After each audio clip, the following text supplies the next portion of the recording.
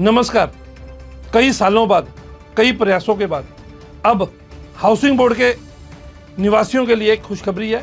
Housing board के मकानों में जो लोग परिवार रहते हैं उनके लिए खुशखबरी है।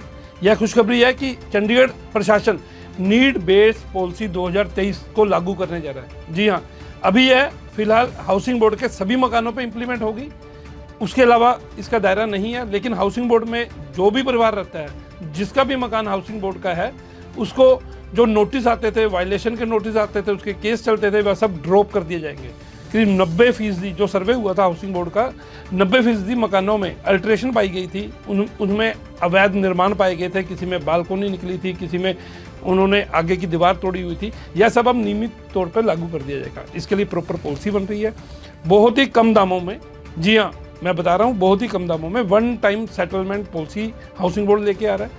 यह फैसला यूं ही नहीं हुआ, पिछले कई समय से अलग अलग पॉलिटिकल पार्टीज लगातार हाउसिंग बोर्ड में मांग कर रही थी कि नीड बेस्ड पॉलिसी लागू की जाए। नीड बेस्ड पॉलिसी सबसे पहले संजय टंडन जो बीजेपी के नेता भी हैं, उन्होंने यह मुद्दा उठाया था। यह मुद्दा उसके बाद चंडीगढ़ हाउसिंग बोर्ड के मेंबर्स ने उठाया था, जो भी बीजेपी से संबंधित थे, उन्होंने भी यह मुद्दा उठाया था। और कई अन्य पॉलिटिकल पार्टीज, कांग्रेस ने भी यह मुद्दा बार बार उठाया। अभी जो लास्ट मीटिंग हुई है उसमें चंडीगढ़ के चीफ सेक्रेटरी, जो हाउसिंग बोर्ड के चेयरमैन भी है, एच राजेश प्रसाद जी, उन्होंने स्पष्ट रूप से अधिकारियों को कह दिया कि नीड बेस्ड पॉलिसी को लागू किया जाए।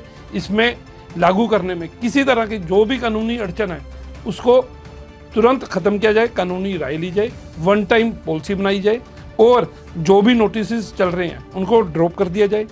एक एक घर को नियमित रूप से लागू किया जाए। आज तक इन नोटिस की वजह से ना तो हाउसिंग बोर्ड के मकान बिक पा रहे थे, ना हाउसिंग बोर्ड के मकानों की आगे रजिस्ट्री हो पा रही थी, क्योंकि जब भी एनओसी लेने जाते थे तो वायलेशन के नोटिस उनकी फाइल पे साथ अटैच की निकल आते थे, जिस कारण रजिस्ट्री रोक दी जाती थी। हम आपको बता दें कि यह कोई एक दो मकानों का मसला नहीं है। चंडीगढ़ में हाउसिंग बोर्ड के कुल 67,565 मकान है। यह उन 67,565 परिवारों के लिए खुशी की खबर है, जिसमें LIG, EWS, MIG, HIG सभी तरह के मकान हैं। EWS मकानों में को लेकर यह बार बार बोला गया था कि 2 मकानों में बीच की दीवार तोड़ के अल्ट्रेशन कर दी गई। इस पर अभी कानूनी राय अलग से ली जाएगी, लेकिन हाँ, इनके नोटिस ड्रॉप कर दिए जाएंगे। जो इंडिपेंडेंट हाउसिंग बोर्ड के मकान हैं, जैसे सेक्टर 46 में, सेक्टर 40 में हाउसिंग बोर्ड की कोठी है, उसमें जो गैलरीज निकलती थी, उस गैलरीज को लेकर ही नोटिस आ जाते थे। उस गैलरीज को में जो रेलिंग लगती थी उसको लेकर नोटिस आ जाते थे। अब ये सिलसिला खत्म होगा। अब आपको किसी तरह के डरने की जरूरत नहीं है। ये चंडीगढ़ प्रशासन हाउसिंग बोर्ड के निवासियों के लिए यह फैसला करने जा रहा है।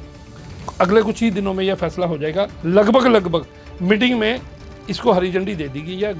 प्रशासक गुलाबचंद कटारिया ने भी इसको हरी झंडी दे दी है। जनता दरबार में भी यह मुद्दा उठा था, तब भी गुलाबचंद कटारिया ने इसको रिव्यू करने को बोला था। अब यह रिव्यू हो चुका है। जल्द हाउसिंग बोर्ड के एक एक मकान जिस पे अभी तक ऑब्जेक्शन थी, उसकी सेल परचेस रुकी हुई थी, जिस पे नोटिस आ रहे थे, वह सब अब भार मुक्त होंगे, फ्री हो जाएंगे। किसी तरह की कोई अड़चन नहीं आएगी। आपको बता दें, सेक्टर 40 में हाउसिंग बोर्ड के मकान हैं, धनास में हाउसिंग बोर्ड के मकान है, मलोया में हाउसिंग बोर्ड के मकान है, सेक्टर 46 में इंडिपेंडेंट हाउसेज है, सेक्टर 40 में इंडिपेंडेंट हाउसेज है।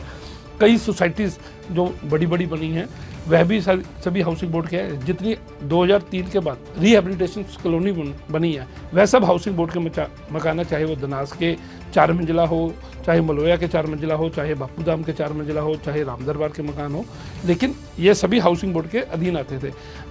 कईयों का तो इन नोटिस के कारण जो लीज मनी है वह भी नहीं ली जा रही थी, अब वह लीज मनी भी ले ली जाएगी।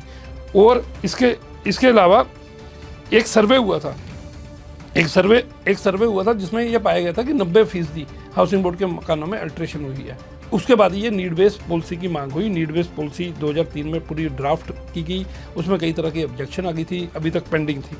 अब जब ये नोटिस हट जाएंगे, जब हर तरह की अड़चन खत्म हो जाएगी, तो फ्लोर एरिया रेशो FAR बाकी मकानों की तरह, स्टेट ऑफिस के बाकी मकानों की तरह फ्लोर एरिया रेशो भी बढ़ जाएगा। 2% तक इसको मंजूरी मिल सकती है, जिससे जो आज तक एक भेदभाव सा माना जाता था कि ये हाउसिंग बोर्ड का मकान है, ये स्टेट ऑफिस की कोठी है, ये हाउसिंग बोर्ड की कोठी है, तो इनके दामों में भी कई तरह का अंतर पाए जाते थे। लेकिन लगभग अब हाउसिंग बोर्ड के सभी मकान, सभी इंडिपेंडेंट मकान स्टेट ऑफिस की सभी कोठियों का मुकाबला भी करने जा रहे हैं।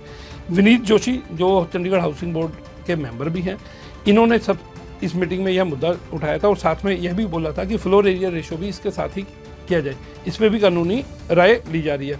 लेकिन अब लगभग यह तय है कि चंडीगढ़ के हाउसिंग बोर्ड के जो भी मकान हैं उसमें किसी तरह की कोई भी अड़चन जो थी वो एक ही बार में सुलझ ली जाएगी, एक ही बार आपको बताया जाएगा, एक ही बार में उसे वन टाइम सेटलमेंट कर दी जाएगी।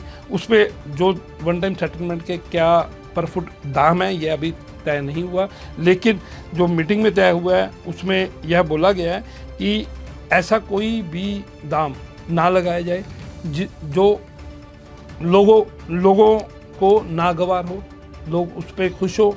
चंडीगढ़ प्रशासन का भी यही मत है, चंडीगढ़ प्रशासन यही करने जा रही है। नमस्कार, मैं संजीव महाजन, चंडीगढ़ दिन भर से।